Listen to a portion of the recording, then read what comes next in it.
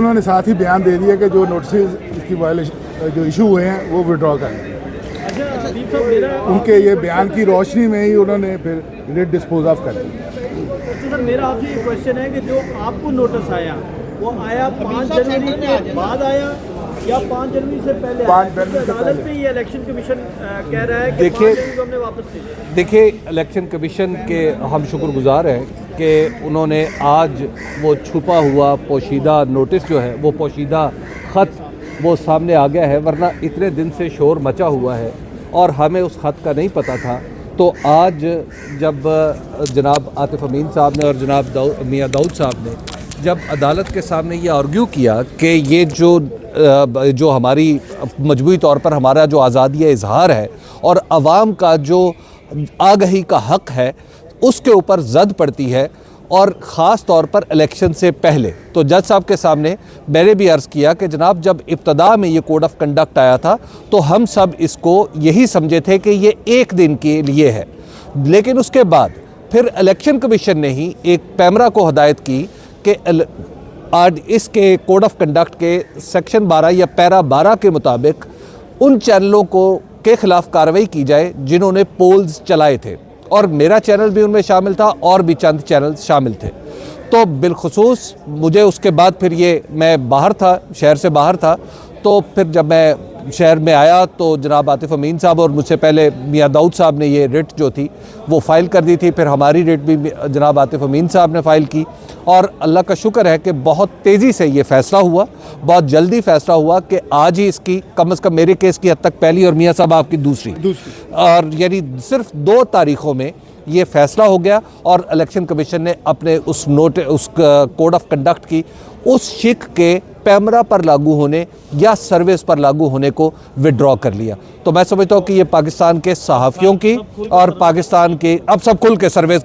क्यों जी दाऊद साहब खुल के सर्वे कर सकते हैं। पाकिस्तान की इस वजाहत के बाद पाकिस्तान का मीडिया बिल्कुल आज़ाद है, वो पोलिंग डे से कबल हर तरह की अपनी सहाफ़ती जिम्मेदारियां अदा कर सकता है, हलकों के मसाइल की निशानदेही कर सकता है, सर्वे कर सकता है, सर्वेज जो है वो सर्वे कर सकता है, सर्वेज करना और उन सर्वेज के दौरान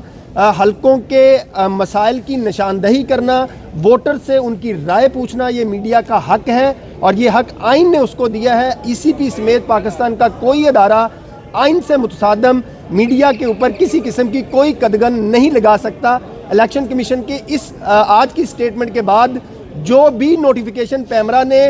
मुख्तलिफ सहाफ़ियों को जारी किए थे वो सारे के सारे आज खुद जो है वो ख़त्म हो गए हैं। इलेक्शन कमीशन के वकील ने ये स्टेटमेंट रिकॉर्ड करवाई है अदालत के रूबरू कि जो भी नोटिफिकेशन नोटिस जो हैं वो पैमरा की तरफ से हमारे लेटर की रोशनी में जारी हुए हैं, हम उन सब को विड्रॉ कर लें। और फिर एक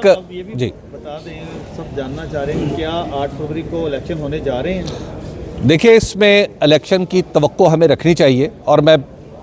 वाज़े तौर पे अर्ज़ कर दूं कि इलेक्शन डेफिनेटली हम सब ने देखा है अपनी आंखों से कि इलेक्शन वक्त पर नहीं हुए बिलखुसूस 2 सूबों के,